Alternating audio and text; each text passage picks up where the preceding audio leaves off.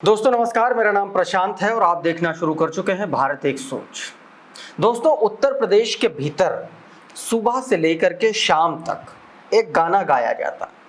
वो गाना होता है कि उत्तर प्रदेश में मजबूत कानून व्यवस्था का, वो गाना होता है कि उत्तर प्रदेश में सबकी सुरक्षा का, वो गाना होता है कि उत्तर प्रदेश की पुलिस के इकबाल का। लेकिन जब तस्वीरें आती हैं और ऐसी तस्वीरें आती हैं तो सवाल उठने शुरू हो जाते हैं कि क्या वाकई में जो सरकारी इश्तिहारों में, जो सरकारी दावों में दिखाया जाता है, बताया जाता है, क्या सच में ऐसा है? क्या सच में धरातल पर कुछ इस तरीके की चीज़ें हैं भी? दोस्तों, आज मैं इस वीडियो में ये बात इसलिए कह रहा हूँ क्योंकि उत्तर प्रदेश के गाजियाबाद से एक ऐसी तस्वीर, एक ऐसा वीडियो सामने आया है जिसके बाद से ये सोचने पर मजबूर होना पड़ रहा है कि क्या आप उत्तर प्रदेश में सुरक्षित हैं? क्या हम और आप उत्तर प्रदेश में रहने की स्थिति में हैं या नहीं है? कारोबार कर सकते हैं कि नहीं कर सकते हैं? अपना धंधा पानी चला सकते हैं कि नहीं चला सकते? दोस्तों, गाजियाबाद के दादरी थाना क्षेत्र में हाईवे से 100 मीटर अंदर एक फॉर्च्यूनर कार धधकती हुई मिली। लपटें निकल रही थी, जल रही थी आग। इस कार में एक शख्स था। कहा गया कि उस शख्स को जिंदा फूंक दिया गया।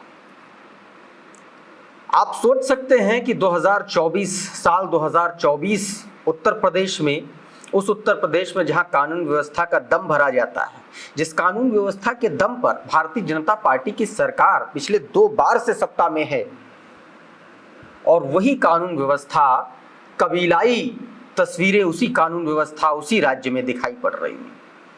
ऐसी स्थितियां, ऐसी परिस्थितियां आप समझिए कि कबीलाई दौर में भी नहीं रही होंगी कि किसी को जिंदा फूंक दिया। उस समय आप देखते सुनते होंगे, कहानियों में पढ़ते होंगे, लेकिन ये कहानियां उत्तर प्रदेश में चरितार्थ हो रही हैं।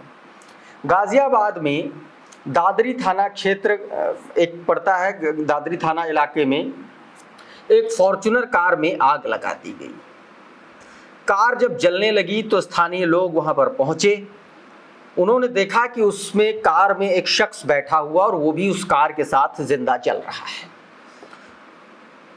हालांकि लोगों ने बचाने की कोशिश की, लेकिन जब तक लोग पहुंचे तब तक मामला जो है खत्म हो चुका था। कार जल करके स्वाहा हो चुकी थी और उस कार के भीतर जिस शख्स की डेड बॉडी मिली उसकी पहचान संजय यादव के तौर पर हुई। संजय यादव कौन था? संजय यादव गाजियाबाद इलाके में प्रॉपर्टी का काम करता था।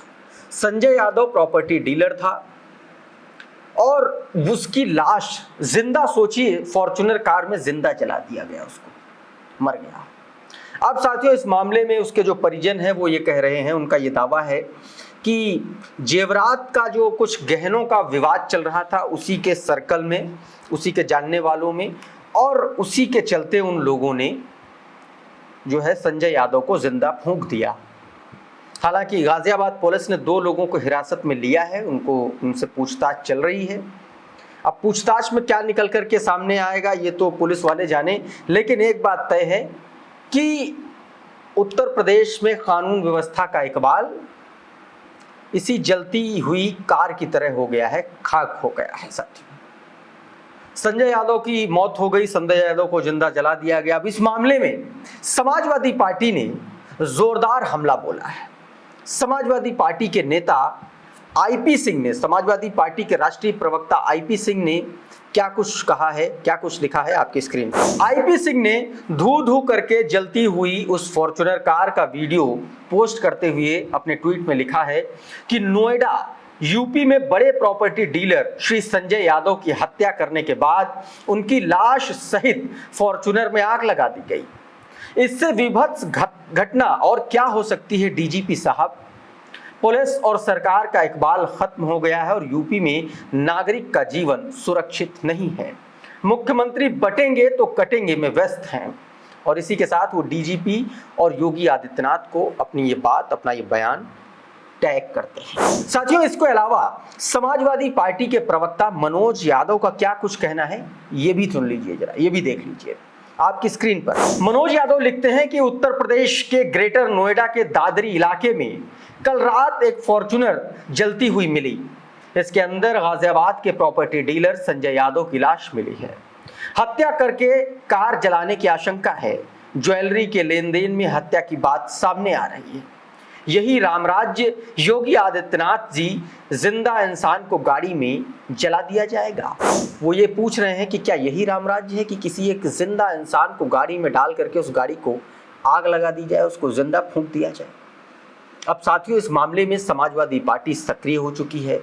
इस तरीके का जो कानून व्यवस्था का जो मसला है वो वाकई में चिंता का विषय है कि क्या उत्तर प्रदेश में आप किसी भी तरीके का बिजनेस करने के लिए, किसी भी तरीके का अपना काम करने के लिए क्या अपने आप को आप सुरक्षित महसूस करते हैं क्या?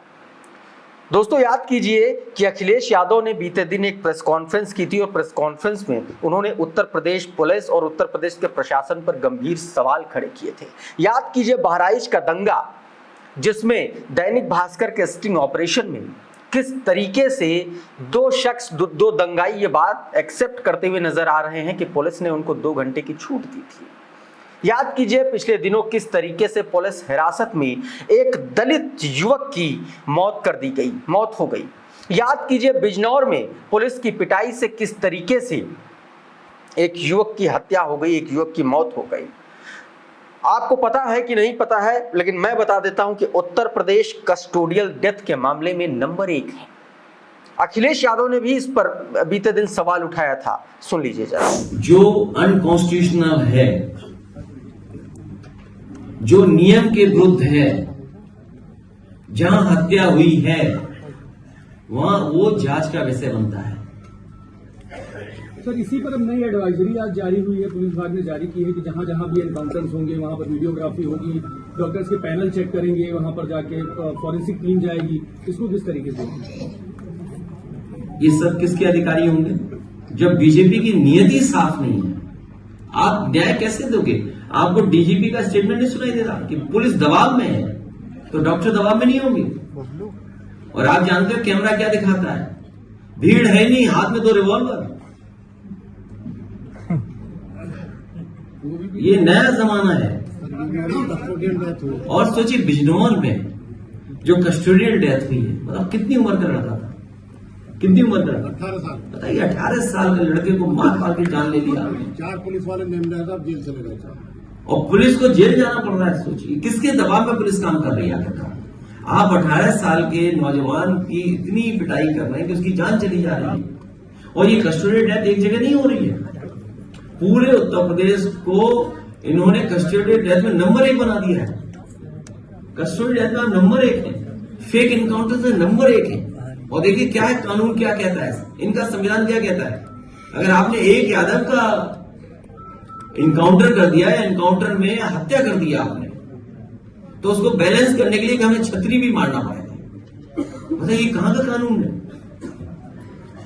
आपने एक यादव की हत्या कर दी, अब आपको बैलेंस करना है, समाज में दिखाना है कि निष्पक्ष है, तो आपने छतरी की भी हत्या कर दी और उसके पिताजी घर वालों से कहा कि नहीं, ये तो विपक्ष की वजह से हत्या हुई है। तो साथियों, इस तरीके से कुछ उत्तर प्रदेश की कानून व्यवस्था को लेकर के लगातार भारतीय जनता पार्टी की सरकार कटघरे में है और समाजवादी पार्टी इसको लेकर के लगातार सवाल खड़े कर रही है। दोस्तों, अभी के इस वीडियो में फिलहाल इतना ही। बहुत बहुत शुक्रिया, बहुत बहुत धन्यवाद। आप जुड़े रहिए भारत एक सोच के साथ। नमस्कार।